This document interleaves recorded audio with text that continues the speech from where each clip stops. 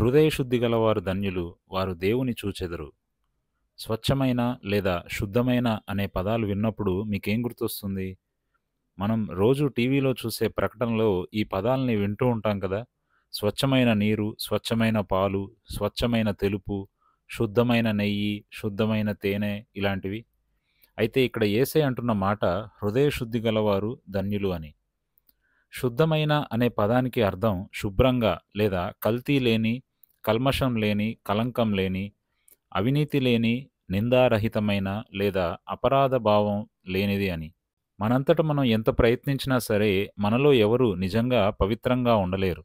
పాత నిబంధనలో ఉన్న యాజకులు, లేవీయులు, కొత్త నిబంధనలో ఉన్న శాస్త్రులు, పరిసయ్యులు ఎవరైతే దేవుని ప్రత్యక్షత కలిగిన పవిత్రమైన స్థలాలలో పరిచర్య చేసే బాధ్యత తీసుకున్నారో వారు కూడా పదే పదే శుద్ధి చేయబడవలసి వచ్చింది. కానీ ఇప్పుడు యేసుక్రీస్తు మన కోసం చేసిన శిలువ త్యాగం వలన మనకు మార్గం సులువైంది. ఆయన కార్చిన రక్తం మన పాపాలను కడిగింది.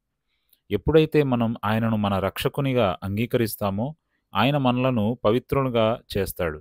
అప్పుడు మన శరీరమే దేవుని ఆత్మ నివసించే పరిశుద్ధ దేవాలయంగా మారుతుంది.